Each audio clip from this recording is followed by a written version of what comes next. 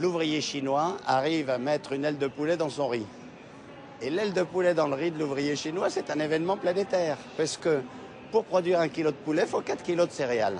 Donc à partir du moment où on ajoute aux légumes et aux céréales de la viande, du lait ou des œufs, en fait, on augmente considérablement sa ponction sur la planète. Et sa ponction sur tout, sur la terre, sur l'eau, sur l'énergie. Regardez l'eau. Il faut à peu près 1 tonne d'eau pour produire 1 kilo de céréales, quelle que soit la céréale. Et donc, pour produire 1 kilo de poulet, il faut 4 tonnes d'eau du coup. Pour produire 1 kilo de porc, il faut 6 tonnes d'eau. Pour produire 1 kilo de bœuf, il faut 12 tonnes d'eau. Alors tout ça, c'est de l'eau virtuelle. Enfin, pour que les gens se rendent compte, dans leur assiette tous les jours, il y a 4 tonnes d'eau qui ont été nécessaires pour produire ce qu'on mange. Ça ne pousse pas facilement. Maintenant qu'il ne pleut plus, les cultures ne poussent pas facilement. C'est de plus en plus difficile. Maintenant, les sous-sols sont secs. Avant, seuls les sols étaient ensablés. Maintenant, même les sous-sols sont asséchés. S'il avait plu cette année, le maïs atteindrait cette hauteur. Mais il n'y a toujours pas de grains sur les épis. Les économistes prévoient qu'en 2020, les besoins de la Chine en maïs atteindront 220 millions de tonnes. Si nous réussissons à faire revenir la croissance de la production de maïs à 120 kg par an et par hectare, alors en 2020, nous devrons importer 45 millions de tonnes de maïs par an. Ce volume d'importation reste important. Que faire?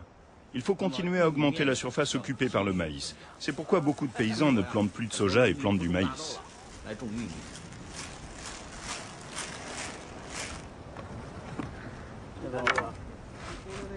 L'énormité du chiffrage des besoins de la Chine en ce qui concerne le seul maïs lui laisse peu de marge de manœuvre. À l'intérieur, elle peut essayer d'agrandir les surfaces cultivées et pousser les paysans à produire du maïs plutôt que du soja, culture pourtant traditionnelle et surtout de consommation courante. À l'extérieur, elle peut acheter sur les marchés excédentaires, principalement le marché américain. Elle peut aussi essayer de produire ailleurs que sur son territoire.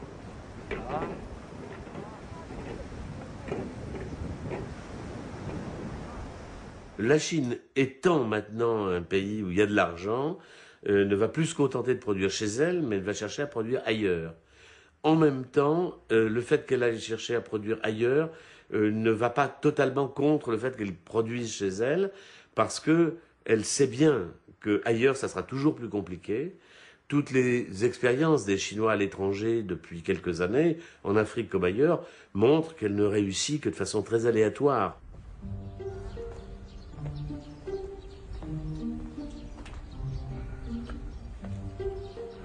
Dès son démarrage, cette nouvelle filière de production a fait peser de graves menaces à la fois sur l'environnement et sur les équilibres sociaux du pays. Les 4 millions de tonnes de biodiesel prévues dans les 3 ans à venir nécessiteront le défrichage de 9 millions d'hectares, soit 60% des surfaces déjà cultivées en soja, elles-mêmes évaluées à plus de la moitié des surfaces agricoles actuelles du pays. C'est aux États-Unis que tout a commencé, avec la production d'éthanol à partir de maïs transgénique.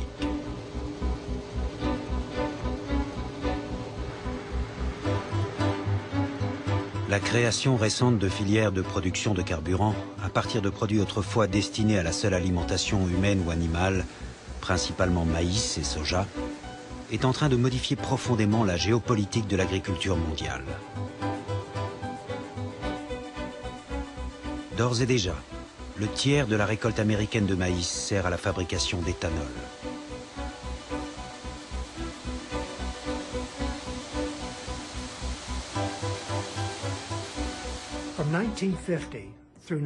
De 1950 à 1995, l'augmentation moyenne de la demande mondiale en céréales était, sur cette période de presque 50 ans, de 20 millions de tonnes par an.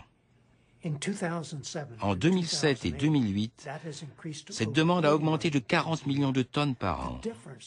La différence entre 20 millions et 40 millions de tonnes par an sert à fabriquer de l'éthanol pour les États-Unis.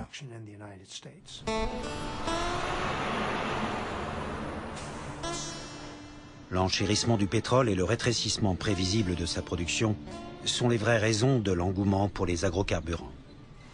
Pour les États-Unis, leader dans ce domaine, l'éthanol est un facteur d'indépendance énergétique.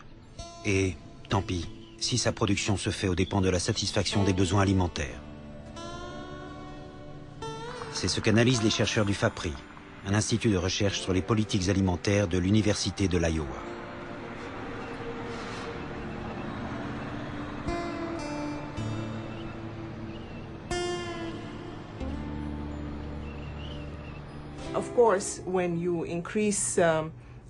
Bien sûr, quand on augmente l'utilisation de l'éthanol, cela se fait au détriment des autres utilisations.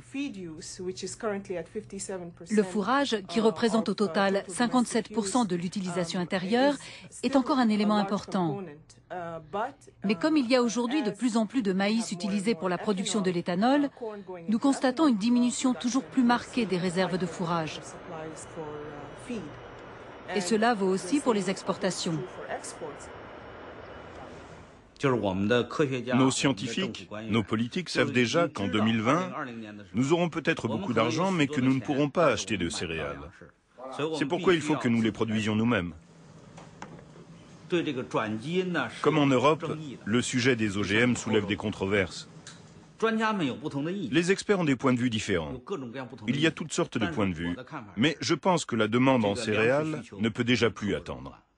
Nous devons étudier les expériences modernes, les sciences et techniques modernes de l'étranger,